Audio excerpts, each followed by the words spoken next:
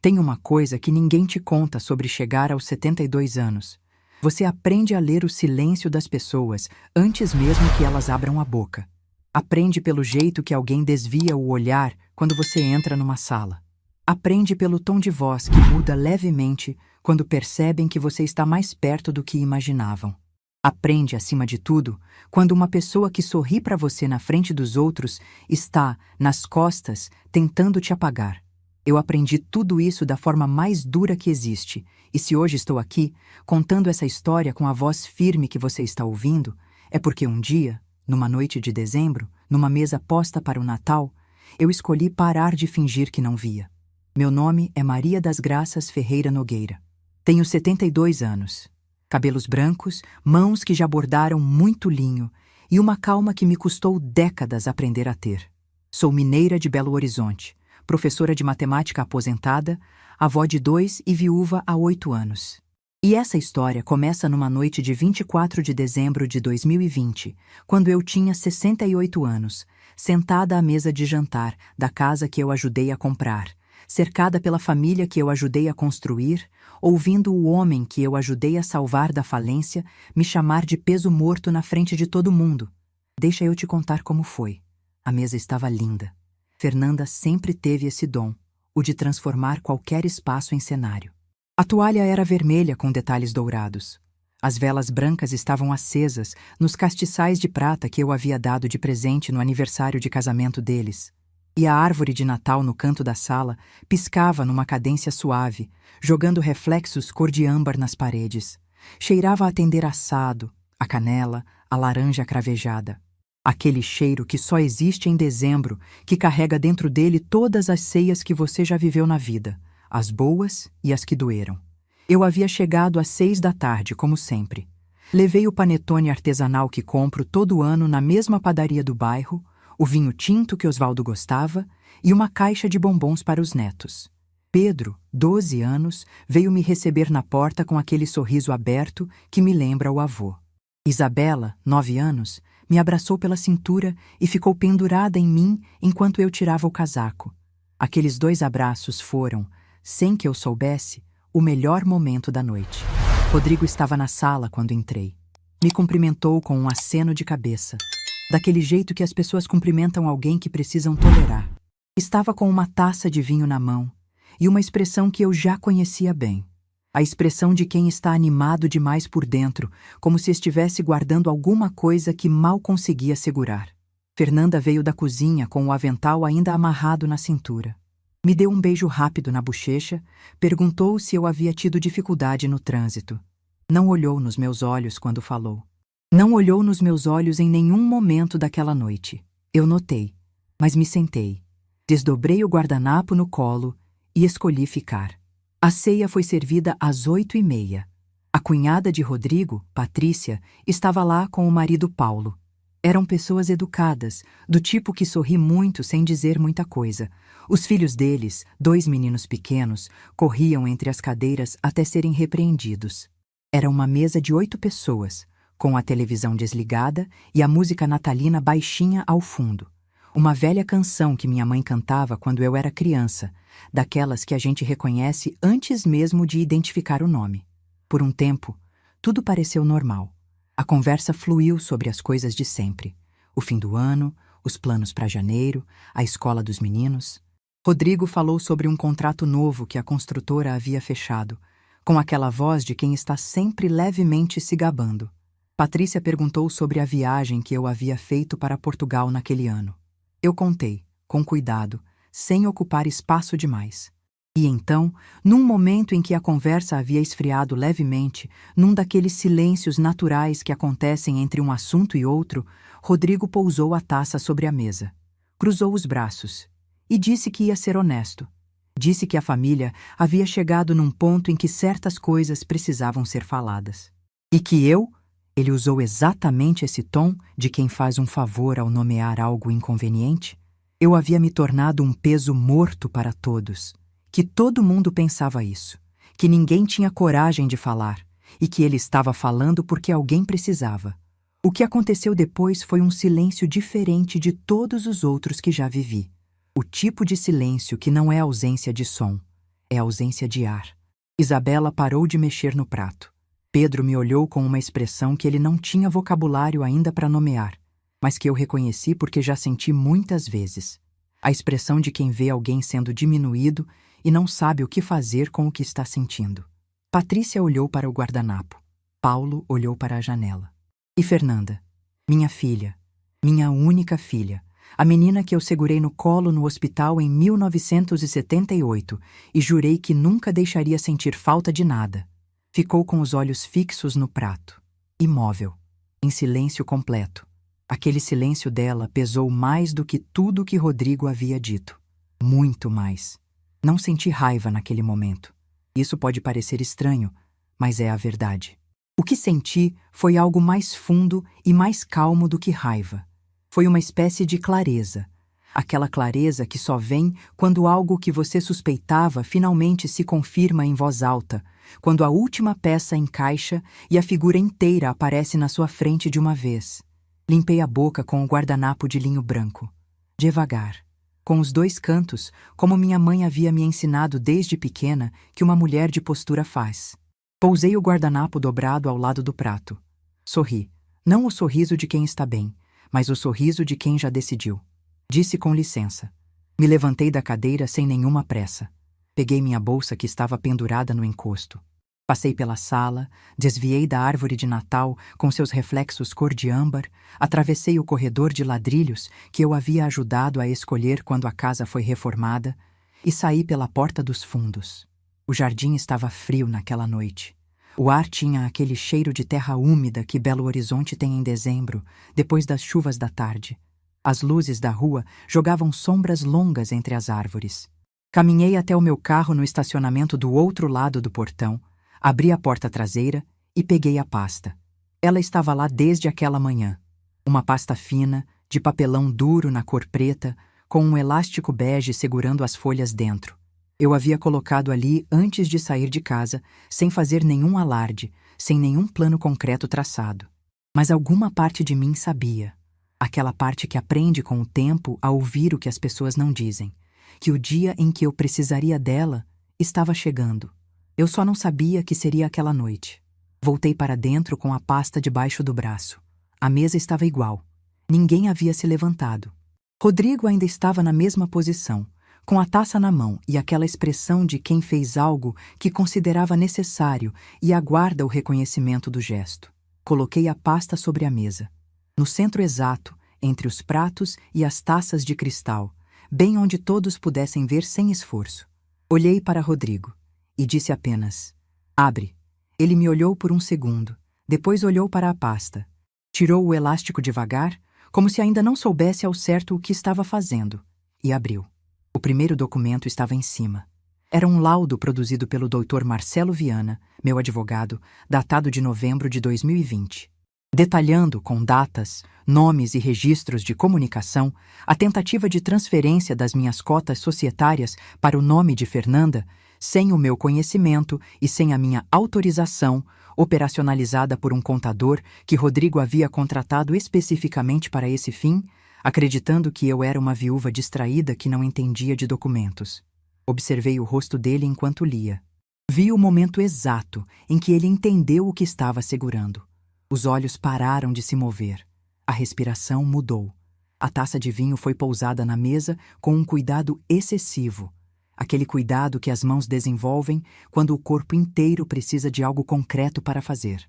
Patrícia soltou um som baixo, quase inaudível. Fernanda levantou os olhos do prato pela primeira vez na noite. Me olhou. E naquele olhar havia tantas coisas ao mesmo tempo, culpa, medo, reconhecimento, vergonha, que eu precisei desviar o meu para não perder a compostura que havia custado tanto manter. O segundo documento era a notificação extrajudicial formal, confirmando que eu tinha pleno conhecimento de todas as movimentações. O terceiro era a avaliação de mercado. 40% de uma empresa que havia faturado 4,2 milhões naquele ano. Com o meu investimento, feito num momento em que Rodrigo não tinha mais para onde correr. Rodrigo ficou com os papéis nas mãos sem conseguir falar. Era a primeira vez, em todos os anos que eu o conhecia, que eu via aquele homem completamente sem palavras. Desejei Feliz Natal. Olhei para Pedro e para Isabela. E os dois me olhavam com aqueles olhos grandes, sentindo que algo havia mudado de uma forma que eles ainda não tinham nome para dar. Sorri para eles. Um sorriso de verdade. Daqueles que vêm do fundo e não pedem licença para aparecer. Peguei minha bolsa e saí. No carro parei um momento antes de dar a partida. Pelas janelas iluminadas da sala, eu podia ver os reflexos da árvore de Natal ainda piscando. A música provavelmente ainda tocava baixinha. O cheiro de tender ainda estava no ar, espalhado pela rua fria. A mesa continuava posta, mas algo havia se encerrado naquela sala para sempre. E enquanto as ruas de Belo Horizonte passavam pela janela, iluminadas e silenciosas naquela véspera de Natal, senti uma coisa que eu havia esquecido como se chamava. Leveza. Não a leveza de quem ganhou. A leveza de quem finalmente parou de carregar o que nunca foi seu para carregar. E eu sabia, com a mesma certeza com que um dia aprendi a ler o silêncio das pessoas, que o que viria depois seria completamente diferente de tudo que havia sido antes. Existe um tipo de pessoa que só aparece na sua vida quando o chão está cedendo, que liga quando precisa de âncora, que bate na sua porta quando o mundo virou do avesso, que sabe exatamente qual voz usar para pedir sem parecer que está pedindo. Depois que o chão firma, depois que o problema passa, depois que as contas estão pagas, depois que a vida voltou ao trilho, essa pessoa some de volta para a própria vida como se você fosse apenas parte da paisagem do momento ruim. Eu levei muito tempo para entender que Rodrigo era esse tipo de pessoa. E levei ainda mais tempo para entender que eu, durante anos, havia facilitado isso. Preciso te falar sobre Osvaldo antes de continuar. Osvaldo Nogueira era marceneiro.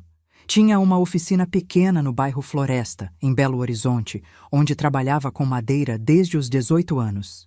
Não era um homem de muitas palavras, mas era o tipo de homem cujas mãos contavam tudo. Mãos calejadas, precisas, que sabiam transformar um pedaço bruto de madeira em algo que durava décadas. A mesa da sala da nossa casa ele mesmo fez. A cômoda do quarto, o berço onde Fernanda dormiu quando nasceu, a estante onde guardo meus livros até hoje. Cada peça, uma prova silenciosa de que ele havia estado aqui. Nos casamos em 1975. Eu tinha 23 anos, ele tinha 25. Não tínhamos quase nada.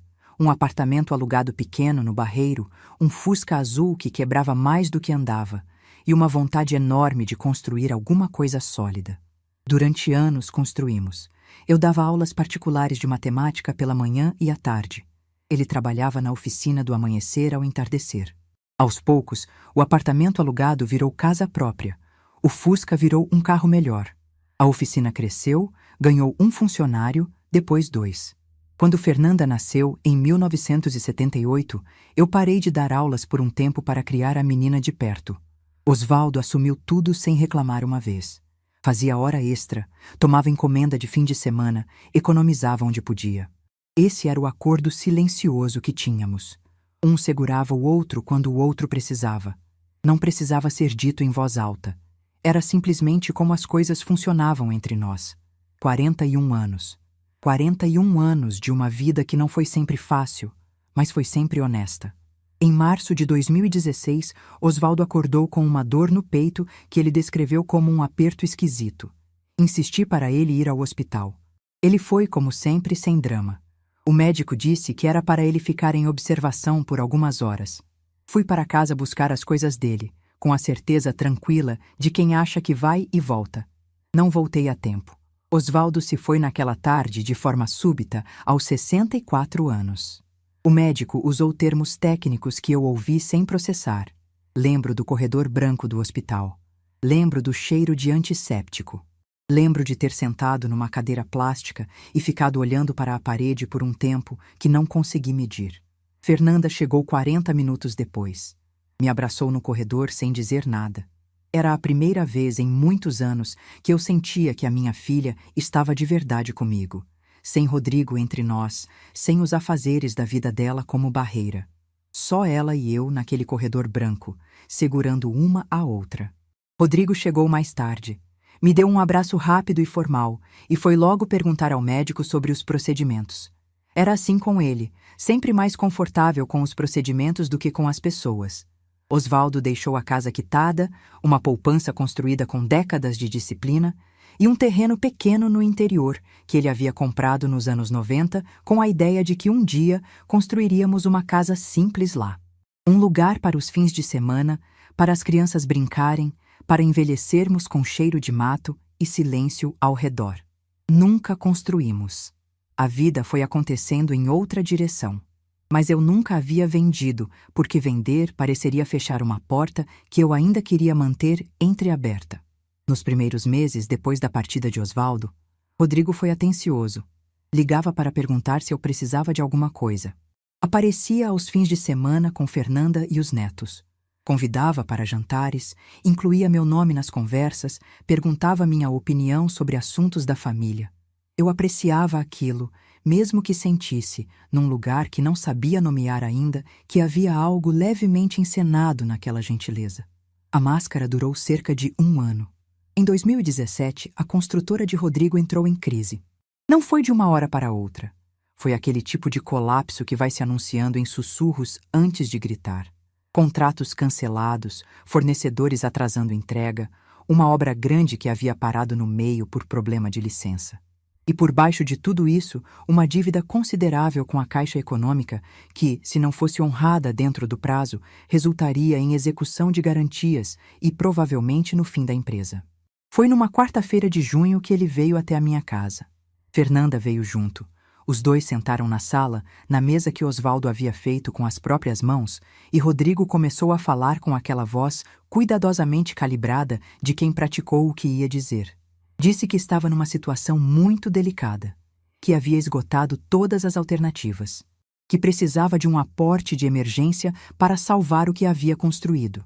E se a empresa fechasse, Fernanda e as crianças seriam diretamente prejudicadas. Fernanda ficou em silêncio durante toda a conversa. Não me pediu nada. Só estava ali, com os olhos um pouco vermelhos, olhando para as mãos no colo. E foi esse silêncio dela, mais do que qualquer coisa que Rodrigo disse, que me fez ouvir de verdade. Não dei a resposta naquele dia. Pedi uma semana. Nessa semana, consultei 3 advogados diferentes, em dias diferentes, sem que um soubesse do outro. Queria entender exatamente o que eu estaria assinando, quais eram os riscos, o que me protegeria se as coisas dessem errado.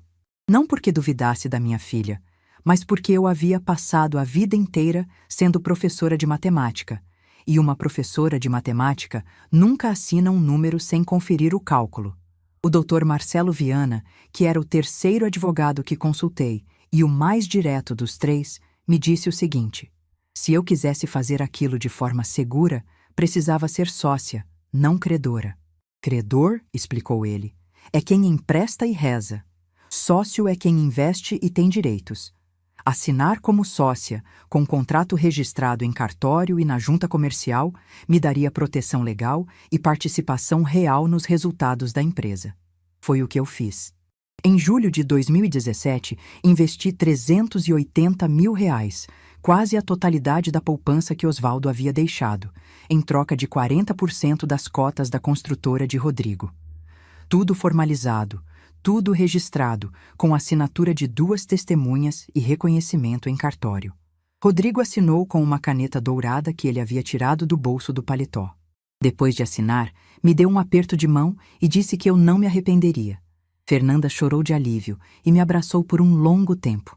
Eu guardei a minha via do contrato numa pasta preta dentro do armário do quarto e não pensei mais no assunto. A empresa se recuperou. Em menos de 1 ano, Rodrigo havia quitado a dívida com a Caixa, retomado as obras paradas e fechado 2 contratos novos. O homem era bom no que fazia. Eu nunca neguei isso. Tinha visão, tinha energia, sabia negociar. Com o capital de giro que eu havia fornecido, a construtora voltou a crescer com uma velocidade que ele mesmo não esperava. E à medida que a empresa crescia, Rodrigo crescia também. Não da forma boa, da forma que infla. Comprou um carro importado. Trocou o escritório por um espaço maior no centro da cidade. Começou a frequentar círculos de empresários e a falar de si mesmo em terceira pessoa nas histórias que contava. E eu, que havia dado o dinheiro que tornou tudo aquilo possível, fui ficando menor na narrativa que ele construiu sobre si mesmo. Em 2018, quando decidiram comprar o sobrado em Santa Luzia, onde moravam até hoje, faltava dinheiro para a minha entrada. Rodrigo tinha o financiamento aprovado, mas o valor exigido como entrada estava além do que tinham em caixa naquele momento. Vieram até mim novamente. Dessa vez, eu emprestei R$ 150 mil, com contrato formalizado e meu nome registrado na escritura do imóvel como coproprietária até a quitação total do financiamento. Dr. Marcelo me orientou sobre isso. Disse que era a forma correta de proteger meu direito enquanto o valor não fosse devolvido. Me mudei para um apartamento menor perto da casa deles naquele mesmo ano. Passava dias inteiros lá. Levava os netos na escola, buscava no contraturno, ficava com eles enquanto Rodrigo e Fernanda trabalhavam. Cozinhava, ajudava com as tarefas, fazia parte da rotina da casa como se fosse parte da estrutura dela. Mas uma estrutura, como qualquer arquiteto sabe, só é lembrada quando ameaça ceder. Enquanto está firme, ninguém olha para ela. Os comentários começaram sutis, como sempre começam. Que eu aparecia demais. Que Pedro e Isabela ficavam agitados depois de passar tempo comigo. Que eu interferia nas decisões de criação. Que mãe de mulher em casa de casal, como Rodrigo gostava de dizer com aquele meio sorriso, era sempre uma equação complicada. Fernanda nunca contradisse. Ficava quieta, olhava para o lado, mudava de assunto com uma habilidade que me indicava que havia praticado isso muitas vezes. Fui ocupando cada vez menos espaço. Comecei a ligar antes de ir, em vez de simplesmente aparecer. Deixei de opinar sobre a rotina das crianças mesmo quando me pediam. Fiz menor a minha presença, menor minha voz, menor o espaço que eu havia construído com as próprias mãos e o dinheiro que Osvaldo havia guardado durante décadas. E engoli. Como as mulheres da minha geração aprenderam a engolir? Com silêncio, com dignidade de fachada, com a crença de que o amor de filho e de neto era uma razão suficiente para aceitar qualquer coisa. Até que parou de ser. Foi uma tarde de outubro de 2020 que mudou tudo. 2 meses antes daquele Natal. O telefone tocou enquanto eu dobrava roupa na sala do meu apartamento. Era Conceição, mulher de um dos sócios menores da construtora, uma senhora que eu havia conhecido em alguns eventos da empresa e com quem trocava mensagens esporadicamente. Ela falou com uma voz diferente da de sempre. Hesitou antes de começar.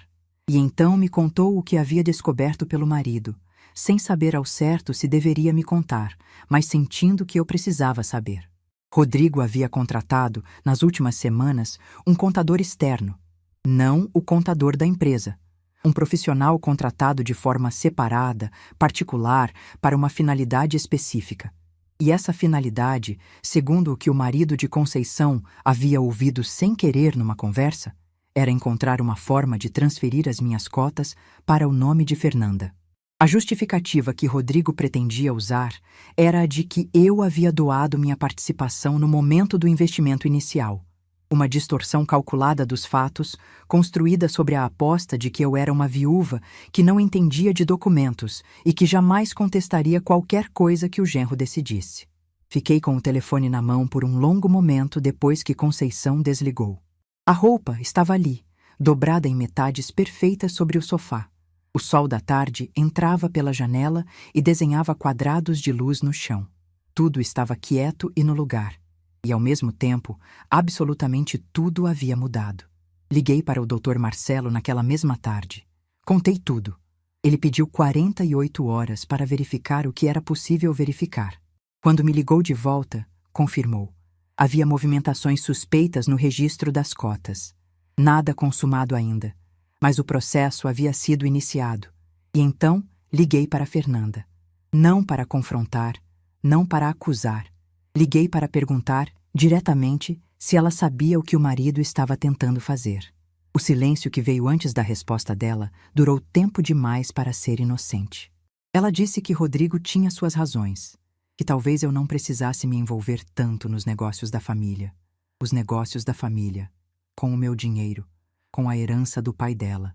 Desliguei o telefone. Fiquei sentada na mesma cadeira por um bom tempo, com o barulho da cidade lá fora e o silêncio pesado dentro de mim.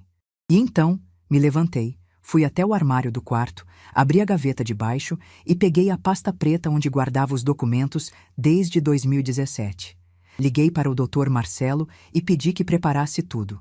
A pasta ficou pronta em novembro, e eu a coloquei no banco de trás do meu carro na manhã de 24 de dezembro, sem saber ao certo se usaria aquela noite, mas sabendo que precisava estar preparada.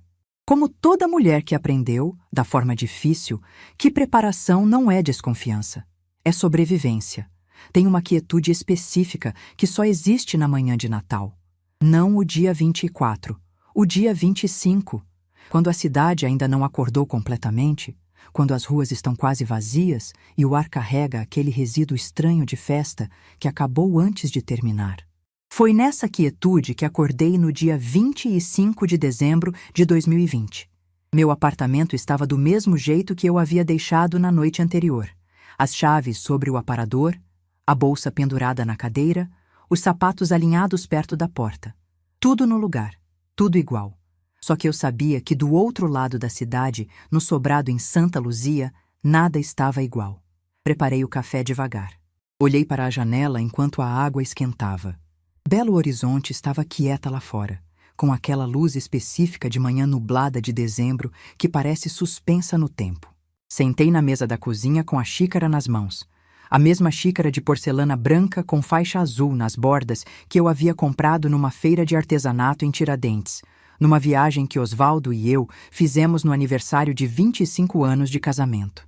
Pensei nele por um momento, no jeito que ele tomava o café, sempre muito quente, sem açúcar, de pé perto da pia. Pensei no que ele diria se estivesse aqui. Provavelmente nada. Osvaldo era o tipo de homem que dizia mais com o silêncio do que com palavras. Mas seria um silêncio diferente do de Fernanda.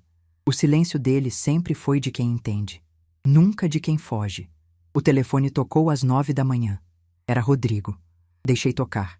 1 vez, 2, 3. Quando parou, peguei o telefone e mandei uma mensagem curta para o doutor Marcelo, avisando que provavelmente receberia contato de Rodrigo e que estava autorizado a responder em meu nome, se necessário. Rodrigo ligou mais 2 vezes naquela manhã. Não atendi. Na terceira tentativa, veio uma mensagem de texto dizendo que eu havia constrangido a família inteira na noite anterior, que o que eu havia feito era desnecessário e que precisávamos conversar como adultos. Li a mensagem. Não respondi. Coloquei o telefone virado para baixo sobre a mesa e terminei o café. Nos 3 dias seguintes, o silêncio de Fernanda pesou mais do que qualquer coisa que Rodrigo pudesse ter dito. Ela não ligou. Não mandou mensagem. Nada. E esse nada me disse mais do que qualquer explicação que ela pudesse oferecer. Porque o silêncio de Fernanda nunca foi neutro. Sempre foi uma escolha. E eu estava aprendendo, mais tarde do que deveria, a parar de interpretar as escolhas dela como acidentes. Pedro me mandou uma mensagem no dia 26. Havia ganhado um celular de Natal e escreveu com aquela ortografia misturada de 12 anos, com maiúsculas nos lugares errados. Vovo Vé, tá bem? A mamãe ficou séria ontem. Li 3 vezes. Respondi que estava bem, que gostava muito dele, que em breve nos víamos. Isabela mandou um áudio. 9 anos de voz aguda, dizendo que havia ficado com saudade e que queria me mostrar o presente que tinha ganhado. Ouvi 2 vezes com o telefone encostado no ouvido, sentada na beira da cama, e precisei de um momento antes de conseguir responder. Os netos não tinham culpa de nada. Nunca tiveram. E essa era a parte mais difícil. Saber que proteger a minha dignidade tinha um custo que eles também pagariam, sem entender por quê. Essa consciência não me fez recuar, mas me fez sentir o peso real do que estava em jogo. O Dr. Marcelo me ligou na tarde do dia 28. Rodrigo havia entrado em contato através de um advogado próprio, um rapaz jovem de um escritório no centro que, segundo o doutor Marcelo, havia ligado com um tom que misturava ameaça e negociação numa proporção que denunciava inexperiência. Disse que eu estava agindo de má fé, que os documentos apresentados na ceia eram irregulares, que a participação societária havia sido, na verdade, uma doação informal feita no momento do investimento. O doutor Marcelo me contou tudo isso com aquela voz calma de quem já viu esse argumento muitas vezes e sabe exatamente como termina. Disse que havia respondido ao advogado de Rodrigo com uma única solicitação: que apresentassem qualquer documento que sustentasse a tese da doação. Qualquer assinatura, qualquer testemunha, qualquer registro em cartório. Não havia nada, porque nunca existiu. O contrato que eu havia assinado em 2017 era claro, registrado e incontestável. 40% das cotas, em troca de R$380 mil, com todas as formalidades cumpridas e arquivadas na junta comercial. A única saída legal para Rodrigo era negociar a recompra. E ele sabia disso, o que explicava por que o tom havia mudado a partir do quarto dia. Na tarde do dia 30 de dezembro, ele me mandou uma mensagem diferente de todas as anteriores. Sem acusação, sem drama. Perguntava, com uma educação que soava estudada, se eu topava conversar. Respondi que toda conversa deveria ser conduzida através do Dr. Marcelo. Nada de encontros informais, nada de conversas de corredor, tudo documentado, tudo registrado. Havia aprendido com Osvaldo que uma peça de mobília só fica firme quando os encaixes são precisos. Relações também. Fernanda apareceu no meu apartamento no dia 2 de janeiro de 2021. Não avisou antes. Toquei a campainha e quando abri a porta, ela estava lá. De jeans e blusa simples, sem maquiagem, com aquela expressão de quem não tinha dormido direito em dias. 42 anos e parecia mais nova do que nunca. Ou talvez mais vulnerável, que às vezes é a mesma coisa. Fiz um gesto para ela entrar. Ela entrou devagar, olhou ao redor do apartamento com um cuidado que não tinha nas outras vezes que havia vindo, como se estivesse vendo o lugar de verdade pela primeira vez. Sentou no sofá sem esperar ser convidada. Colocou a bolsa no colo e ficou olhando para o chão por um momento. Fui buscar água para as duas. Quando voltei e me sentei na cadeira à sua frente, ela levantou os olhos. E me disse que sabia. Não tudo, não os detalhes jurídicos, não os valores exatos, não o nome do contador. Mas sabia que Rodrigo estava tentando fazer alguma coisa com as minhas cotas. Sabia desde setembro. Ele havia mencionado, numa conversa sobre o futuro da empresa, que a situação comigo precisaria ser resolvida e que havia uma forma limpa de fazer isso. Ela não havia perguntado mais. Disse que teve medo da resposta. Fiquei em silêncio enquanto ela falava. Não interrompi. Não concordei nem discordei com a cabeça. Apenas ouvi, da mesma forma que ouço um problema difícil antes de resolvê-lo. Com atenção total, sem julgamento apressado, sem deixar a emoção ocupar o lugar da clareza. Quando ela terminou, havia lágrimas descendo pelo rosto. Não o choro de quem quer ser consolado. Era aquele choro quieto de quem finalmente para de segurar algo que estava pesado demais. Disse a ela que o que mais tinha doído não foi Rodrigo. Que eu nunca havia esperado muito de Rodrigo. Ele sempre foi quem era. E eu simplesmente demorei para enxergar com nitidez. O que tinha doído era ela. Era o silêncio dela na ceia de Natal. O silêncio dela no telefone em outubro. Os anos de silêncio que eu havia interpretado como neutralidade e que agora entendia que eram outra coisa. Fernanda não se defendeu. Não buscou justificativa. Disse apenas que tinha vergonha, que havia passado anos reduzindo o espaço que me dava para ampliar o espaço que dava a ele, que sabia que eu sentia, que fingiu não saber. Fiquei olhando para minha filha por um longo momento. 42 anos de uma pessoa que eu havia trazido ao mundo, que havia ensinado a ler, que havia levado no colo com febre alta, que havia visto crescer e se tornar uma mulher que eu nem sempre entendia, mas nunca deixei de amar. E ali estava ela, não pedindo perdão com palavras bonitas, mas com a única coisa que tem valor real, a verdade dita sem enfeite. Disse a ela que o perdão era possível, mas que seria construído com tempo e com atitudes, não com uma única conversa, que eu a amava, mas que a partir daquele dia esse amor teria contornos diferentes, que eu não voltaria a ser a mãe que engolia para não incomodar, que essa mulher havia ficado para trás na noite de 24 de dezembro, junto com o guardanapo de linho dobrado ao lado do prato. Ela assentiu. Enxugou o rosto com as costas da mão, daquele jeito que fazia desde criança, e então perguntou, com uma voz menor: O que eu pretendia fazer com as cotas da empresa. Disse que pretendia negociar a recompra com Rodrigo, através do Dr. Marcelo, pelo valor justo de mercado, que não tinha interesse em manter participação numa empresa onde não era respeitada, mas que receberia cada centavo que era meu de direito, sem desconto, sem favor, sem o constrangimento de fingir que estava abrindo mão de algo. Ela assentiu de novo. Ficou quieta por um momento. E então perguntou sobre o terreno. O terreno no interior que Osvaldo havia deixado, um pedaço de terra em Conceição do Mato Dentro que ele havia comprado nos anos 90 com a ideia de que um dia construiríamos uma casa simples lá. Nunca construímos. A vida foi acontecendo em outra direção. Mas eu nunca havia vendido, porque vender pareceria fechar uma porta que eu ainda queria manter entreaberta.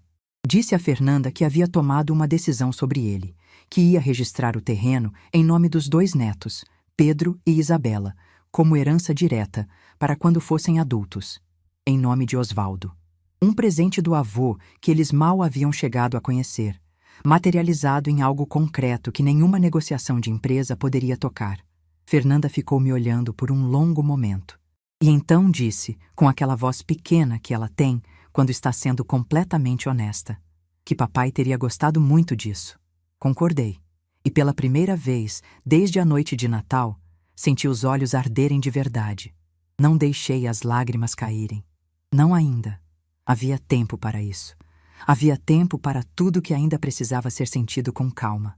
Mas naquele momento, naquela sala, com minha filha à minha frente e a cidade recomeçando o ano lá fora pelas janelas abertas, o que eu precisava era manter a clareza que havia custado tanto conquistar. Fernanda foi embora 1 hora depois. Na porta, ela me abraçou por um tempo que não precisei medir. Não o abraço rápido de quem cumpre protocolo, mas o de quem está segurando algo que quase perdeu de vez. Depois que ela saiu, fechei a porta e fiquei encostada nela por um instante. Do outro lado da janela, Belo Horizonte começava o primeiro dia útil de 2021. E eu sabia que o que viria nos próximos meses não seria simples. Rodrigo não aceitaria a negociação sem resistência. Haveria pressão, haveria novas tentativas, haveria momentos em que a firmeza que eu havia conquistado seria testada. Mas havia também uma coisa que eu sabia com a mesma certeza com que conhecia a tabuada de cor. A mulher encostada naquela porta não era a mesma que havia saído da ceia 2 semanas antes. E essa mulher não ia recuar. Nem 1 centímetro. Existe uma tática muito antiga que as pessoas usam quando percebem que não podem vencer pelo argumento. Elas tentam vencer pelo cansaço. Fazem você esperar. Fazem você repetir. Fazem você provar, de novo e de novo, aquilo que já está provado. Apostam que em algum momento a exaustão vai falar mais alto do que a razão, que você vai aceitar menos do que merece só para que tudo acabe logo. Rodrigo usou essa tática comigo durante os primeiros 2 meses de 2021. E se ele conhecesse melhor a mulher com quem estava lidando, teria poupado o esforço. Eu havia ensinado matemática por 32 anos. 32 anos sentada à frente de jovens que não queriam estar ali, explicando frações, equações e problemas que eles achavam que nunca iam usar na vida. A paciência que isso exige, a capacidade de repetir, de aguardar, de manter a clareza quando o outro lado está confuso, é o tipo de coisa que ou você tem ou não tem, e eu tinha de sobra. A primeira proposta formal de Rodrigo chegou pelo advogado dele na 2ª semana de janeiro. O Dr. Marcelo me ligou para descrever o conteúdo antes de me enviar os documentos. Havia um cuidado na voz dele que me preparou para o que viria. Ele disse que a proposta era, nas palavras dele, agressivamente abaixo do razoável. E o Dr. Marcelo era um homem que raramente usava advérbio. Rodrigo oferecia recomprar meus 40% da empresa por um valor que representava menos de 1/3 do que aquelas cotas valiam no mercado naquele momento. A justificativa apresentada no documento era que o valor original do investimento havia sido feito em contexto familiar de emergência, o que, segundo o raciocínio dele, reduzia a natureza comercial da transação. Contexto familiar de emergência. Fiquei com essa expressão na cabeça por um tempo depois que desliguei o telefone. Era uma construção engenhosa. Tentava transformar o fato de que eu havia ajudado a família numa razão para que eu fosse compensada, como se não tivesse feito nada. Como se o amor que eu havia colocado naquela decisão fosse uma razão para receber menos. Como se generosidade fosse fraqueza. Disse ao Dr. Marcelo que recusava. E pedi que preparasse uma contraproposta com o valor integral da avaliação de mercado, sem desconto e sem negociação sobre o princípio. Os termos de pagamento poderíamos discutir. O valor não. A segunda proposta chegou 3 semanas depois e era marginalmente melhor, cerca de metade do valor real. Veio acompanhada de um adendo informal, não redigido pelo advogado, mas escrito à mão pelo próprio Rodrigo numa folha separada, como se fosse um acréscimo pessoal ao documento oficial. Nessa folha, ele escrevia que compreendia que a situação havia sido difícil para todos, que queria preservar a família, e que, em consideração ao bem-estar de Pedro e Isabela, esperava que eu pudesse ver a questão de forma mais ampla do que puramente financeira. O bem-estar de Pedro e Isabela. Ele havia colocado os meus netos dentro de uma negociação comercial como moeda de troca. Estava dizendo nas entrelinhas que o meu acesso aos netos e o valor que eu receberia pelas minhas cotas eram variáveis que podiam ser calibradas juntas, que se eu cedesse no dinheiro, ele garantia que eu continuaria fazendo parte da vida das crianças. Quando o Dr. Marcelo me leu o conteúdo da folha manuscrita pelo telefone, fiz uma pausa antes de responder.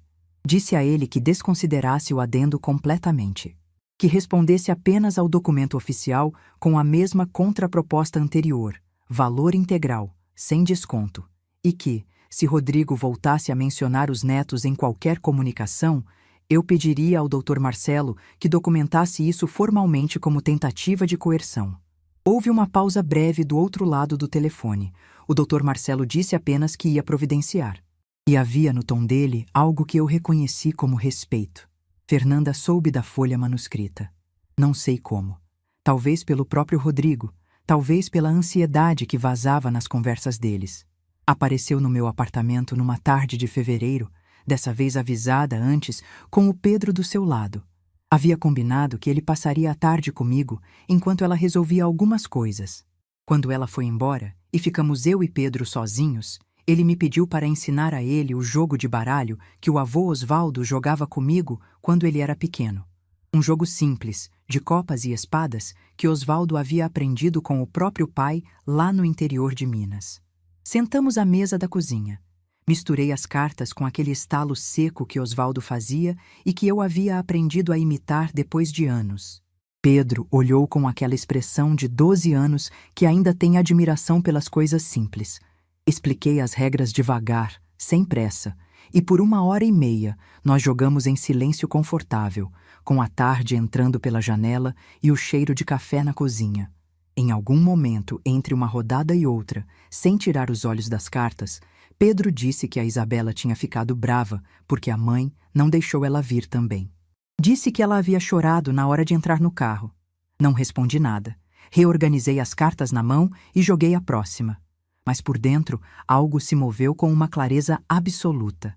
Rodrigo havia apostado que eu cederia para não perder os netos, que o amor de avó seria a fissura pela qual ele entraria, que eu trocaria o que era meu de direito pela garantia de continuar presente na vida das crianças.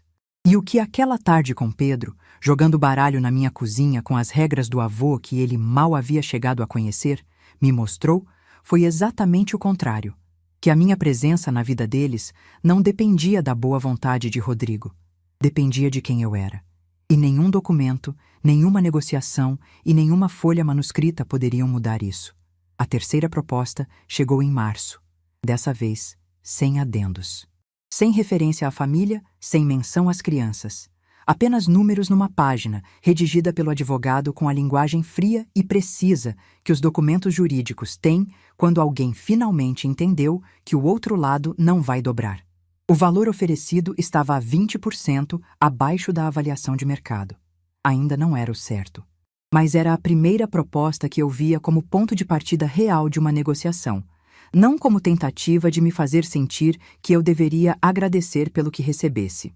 O Dr. Marcelo e eu trabalhamos durante 2 dias nos contra-argumentos. Havia um detalhe que ele havia identificado na avaliação original que fortalecia ainda mais a nossa posição. A empresa havia fechado, em janeiro daquele ano, um contrato com uma construtora parceira que aumentava a projeção de faturamento para os próximos 18 meses. Isso, tecnicamente, valorizava as cotas acima da avaliação feita em novembro de 2020. Em outras palavras, minhas cotas valiam mais em março do que quando a negociação havia começado. Quando o advogado de Rodrigo recebeu essa informação, houve um silêncio de 4 dias antes da próxima comunicação. 4 dias em que imagino que Rodrigo teve que sentar com os próprios números e entender que o tempo estava trabalhando contra ele, não contra mim. Fernanda me ligou numa tarde desse período de espera. Não para falar da negociação. Ela havia aprendido a não entrar nesse território e eu respeitei isso. Ligou para perguntar se eu topava encontrar as crianças no parque no sábado seguinte. Apenas nós, ela, eu, Pedro e Isabela. Sem Rodrigo. Fui. Foi um sábado de março com aquele sol de fim de verão mineiro que ainda tem calor, mas já tem a promessa do outono. O parque estava cheio de famílias e o cheiro de pipoca quente vinha de uma carrocinha perto da entrada. Isabela correu para mim antes mesmo de eu terminar de descer do carro. 9 anos, com os cabelos presos num rabo de cavalo torto que ela mesma havia feito. Me abraçou com aquela força toda de criança que ainda não aprendeu a segurar o que sente. Ficamos 3 horas naquele parque. Isabela me mostrou um novo movimento que havia aprendido nas barras. Pedro me explicou um jogo que jogava no celular com uma paciência que me fez pensar que talvez ele tivesse herdado alguma coisa de mim sem saber. Fernanda andou ao meu lado durante boa parte do tempo em silêncio. Não o silêncio de antes, pesado e culpado, mas um silêncio diferente. O de 2 pessoas que estão reconstruindo algo devagar, com os tijolos certos no lugar certo, sem pressa de fingir que a parede já está pronta. Em algum momento, ela disse, sem olhar para mim, que havia conversado com Rodrigo, que havia deixado claro que a negociação precisava ser encerrada de forma justa, que ela não voltaria a ficar em silêncio sobre assuntos que me diziam respeito. Não respondi de imediato. Continuamos andando. Depois de alguns passos, disse que agradecia. Não com aquele agradecimento excessivo de quem está aliviado, com o agradecimento simples de quem reconhece um gesto pelo que ele é. Não pelo que deveria ter sido antes, não pelo tempo que levou para vir, pelo que era agora. Fernanda assentiu, e seguimos andando. A proposta final chegou na primeira semana de abril de 2021, valor integral. Pagamento em 3 parcelas iguais ao longo de 12 meses, com correção pelo IPCA, cláusula de quitação antecipada sem multa, participação na escritura da casa liquidada em parcela separada, também pelo valor de mercado atualizado. O Dr. Marcelo me ligou com o documento na mão e leu cada cláusula em voz alta, devagar, do começo ao fim. Quando terminou, perguntou o que eu achava. Fiquei em silêncio por um momento.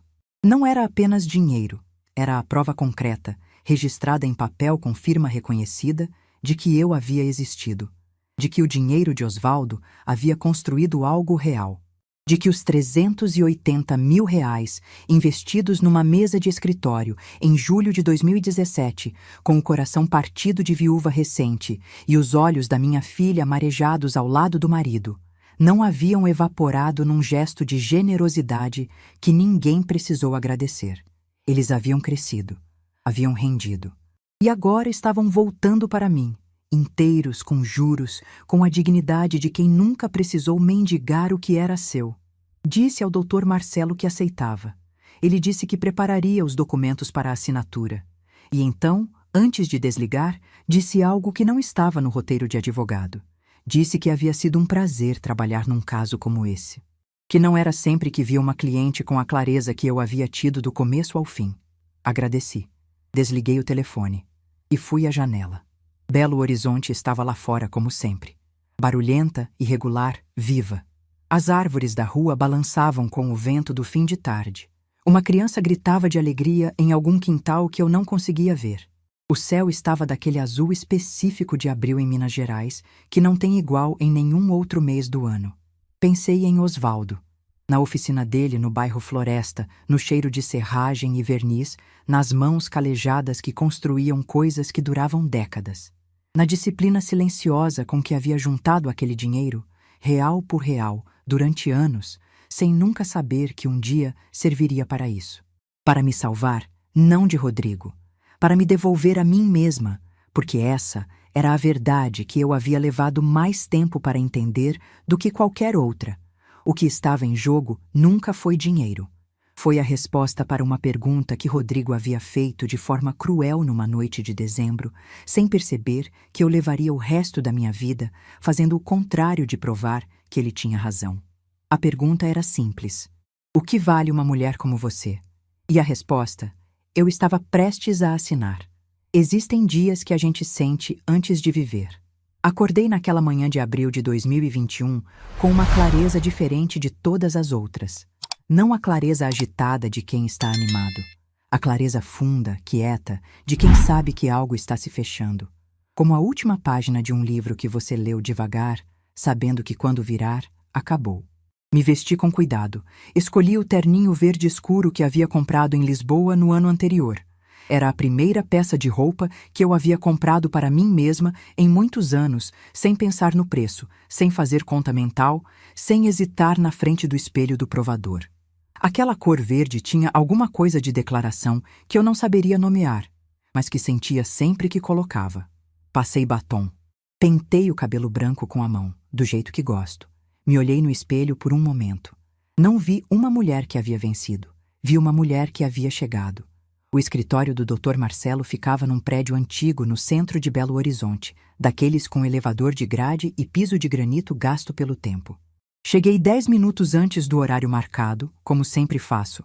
Pontualidade foi uma das primeiras coisas que Osvaldo me ensinou, e nunca vi motivo para desaprender. A recepcionista me reconheceu e me levou até a sala de espera. Ofereceu café? Aceitei. Estava com a xícara na mão quando ouvi a porta do elevador se abrir no corredor. Reconheci os passos antes de reconhecer a pessoa. Havia algo naquele ritmo, apressado, levemente irregular, como de alguém que está tentando parecer mais seguro do que está, que eu havia aprendido a identificar ao longo de anos de convivência. Quando Rodrigo apareceu na entrada da sala de espera, sem advogado, sem aviso, com uma expressão que eu nunca havia visto no rosto dele antes, soube imediatamente que aquele momento havia sido planejado. Não por mim. Por ele. Ficamos nos olhando por alguns segundos sem falar. Ele estava diferente.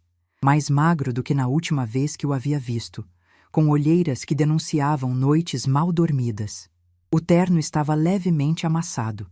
Para um homem que sempre havia usado a aparência como instrumento de autoridade, aquele desleixo dizia mais do que qualquer palavra. Disse meu nome em voz baixa, quase como quem pede licença para estar no mesmo espaço. Perguntou se podíamos conversar antes de eu entrar. Fiz um gesto para a cadeira à minha frente. Ele se sentou.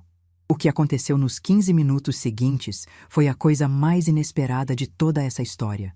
E eu digo isso sabendo tudo o que aconteceu antes. Rodrigo não argumentou. Não apresentou proposta alternativa. Não tentou negociar. Falou com uma voz que eu nunca havia escutado dele, sem o verniz habitual, sem o tom de quem ocupa o centro da sala por direito próprio. Falou como alguém que finalmente ficou sem recursos e descobriu que sem os recursos não sabe ao certo quem é. Disse que havia passado meses tentando entender como havia chegado até ali. Que havia se comportado de formas que, agora, eram difíceis de olhar de frente. Que usou os netos como argumento numa negociação financeira e que isso, sozinho, dizia tudo sobre o que havia se tornado ao longo daqueles anos. Que havia construído uma versão de si mesmo que funcionava enquanto tinha plateia, e que quando a plateia havia parado de aplaudir, percebeu que não havia muita coisa embaixo do personagem. Não pediu para eu desistir da assinatura. Não pediu para eu perdoá-lo.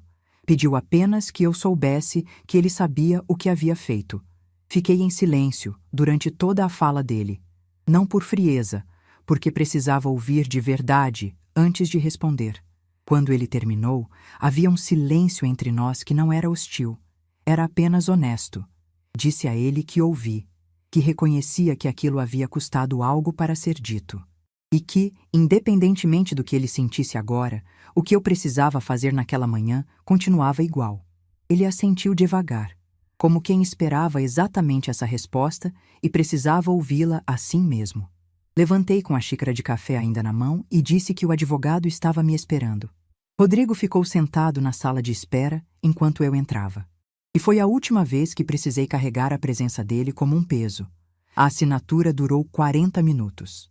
O Dr. Marcelo percorreu cada cláusula em voz alta, com os documentos físicos sobre a mesa e a caneta na minha mão. 3 parcelas iguais, correção pelo IPCA, quitação antecipada sem multa. A participação na escritura da casa liquidada em separado pelo valor de mercado atualizado. Quando chegou a vez de assinar, peguei a caneta. Pensei em Osvaldo por um segundo, não com tristeza, mas com aquela gratidão específica que a gente sente pelas pessoas que partiram, mas deixaram algo concreto atrás. Aquele dinheiro havia passado pelas mãos dele antes de passar pelas minhas. Havia sido guardado real por real, em décadas de trabalho silencioso, numa oficina com cheiro de serragem. E agora, naquela sala de granito e madeira no centro de Belo Horizonte, estava se encerrando um ciclo que ele nem poderia imaginar que seria necessário. Assinei com letra firme, cada página, cada rubrica, cada campo que o Dr. Marcelo apontava. Quando terminei, ele recolheu os documentos, organizou em pastas separadas e me entregou a minha via com as 2 mãos, daquele jeito que os advogados bons fazem quando entendem que não estão entregando apenas papel. Disse que estava encerrado. Peguei a pasta, agradeci e saí. No corredor do elevador, Rodrigo não estava mais. Havia ido embora enquanto eu assinava. E algo nessa ausência foi, estranhamente, o gesto mais respeitoso que ele havia tido comigo em anos. Desci pelo elevador de grade, atravessei o saguão de granito e saí para a rua. Belo Horizonte em abril tem aquela luz de fim de tarde que parece dourar tudo. As fachadas antigas dos prédios do centro, as árvores nas calçadas, as pessoas que passam sem saber que estão sendo vistas. Fiquei parada na calçada por um momento, com a pasta debaixo do braço e o sol naquela cor específica que Osvaldo chamava de hora do ouro. Havia um detalhe que Patrícia, a cunhada de Rodrigo, havia me dito numa das poucas conversas que tivemos depois do Natal. Me ligou em janeiro para dizer que lamentava o que havia acontecido, que nem ela nem Paulo tinham palavras para o que Rodrigo havia feito naquela noite e que estavam constrangidos de um jeito que não sabiam expressar direito. Não pedi mais nada a ela. Mas aquela ligação chegou num momento em que eu precisava saber que nem todo mundo havia ficado em silêncio. E ficou. Caminhei até o carro com a mesma leveza que havia sentido na véspera de Natal, saindo do Jardim Frio em Santa Luzia. Mas diferente. Na véspera de Natal, era o começo de uma ruptura. Agora era o fim de uma negociação.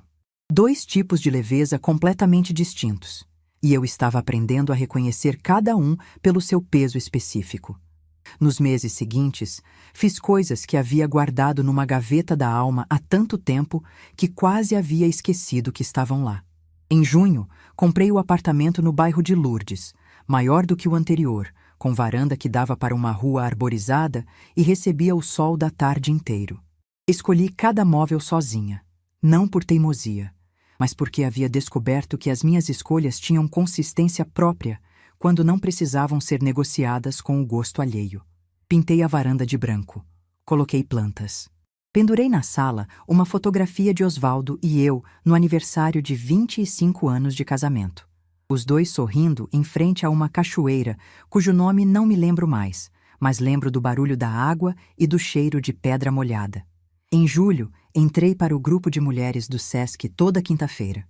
Eram mulheres entre 60 e 70 e poucos anos, com histórias de formas diferentes, mas a mesma substância. A de quem passou anos vivendo nas margens da própria vida e um dia decidiu ir para o centro. Naquelas tardes, aprendi algo que a matemática nunca havia me ensinado, que pertencimento não é uma questão de sangue, é uma questão de reconhecimento, de ser vista por quem você é quando ninguém precisa de nada de você. Em setembro de 2021, Isabela completou 10 anos. Fernanda me ligou para convidar para a festa. Uma festa pequena, em casa, só família próxima. Fui. Rodrigo estava lá, mais quieto do que eu havia visto em anos. Nos cumprimentamos com uma educação que não era fingida. Era simplesmente o que havia sobrado depois que todas as outras camadas haviam sido retiradas. Não havia amizade, não havia afeto. Havia respeito funcional. E isso era mais do que eu havia esperado e suficiente para o que precisávamos ser dali em diante. Isabela assoprou as velas com aquela energia toda de criança que ainda acredita que os pedidos feitos nas velas chegam em algum lugar. Pedro ficou ao meu lado durante boa parte da festa, me mostrando coisas no celular com aquela paciência de 12 anos que já está meio adolescente, mas ainda guarda o menino. Em algum momento, sem tirar os olhos da tela, disse que havia ensinado o jogo de baralho do avô para o primo na escola. Fiz uma pausa. Perguntei qual primo. Ele disse que tinha inventado um primo porque queria ensinar o jogo para alguém e não tinha ninguém que não soubesse. Disse com aquela naturalidade de quem não percebe que está sendo profundo. Precisei virar o rosto para não rir com os olhos molhados ao mesmo tempo. Osvaldo teria adorado esse menino. Em outubro de 2021, fui a Portugal. Não a primeira vez. A segunda. A primeira havia sido em 2019, aquela que Patrícia havia perguntado na ceia de Natal. Mas essa segunda viagem foi diferente de todas as outras que já fiz. Fui sozinha, com uma mala de tamanho médio, sem itinerário fechado, sem hora marcada para acordar. Passei 3 semanas entre Lisboa e o Alentejo. Visitei o vilarejo de onde a família do pai de Osvaldo havia emigrado no início do século passado. Pedra, silêncio e uma senhora de cabelos brancos que me serviu vinho numa jarra de barro e me perguntou de onde eu era. Disse que era de Minas Gerais. Ela assentiu como se isso explicasse algo que já sabia. Na última noite em Lisboa, jantei sozinha num restaurante pequeníssimo perto do Tejo, com vinho e bacalhau e uma janela para o rio. Fiquei olhando para a água por um longo tempo, sem pressa de nada. E foi ali, com o Tejo lá fora, o cheiro de sal no ar e o vinho na taça, que entendi a coisa mais importante de toda essa história. Não era sobre Rodrigo. Nunca foi sobre Rodrigo. Era sobre a mulher que eu havia deixado de ser aos poucos, sem perceber, ao longo de anos de pequenas abdicações. A mulher que parou de pedir o prato que queria no restaurante para não demorar. Que parou de dar opinião para não criar atrito. Que foi ocupando menos espaço para que os outros coubessem melhor. Essa mulher havia desaparecido tão gradualmente que, quando me dei conta, mal conseguia lembrar como ela era. E a pasta preta que eu havia colocado numa mesa de Natal em dezembro de 2020 não foi uma arma. Foi um espelho. O momento em que eu parei de me tornar menor.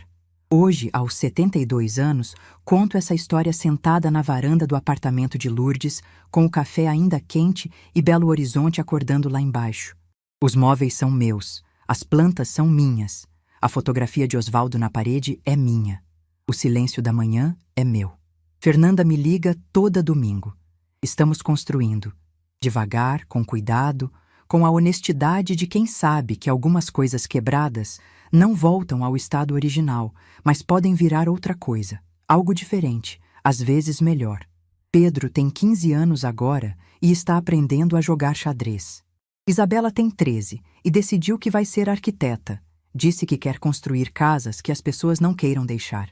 Quando ela me contou isso, num domingo de visita, tive que segurar a vontade de dizer que o avô dela teria dito exatamente a mesma coisa com outras palavras.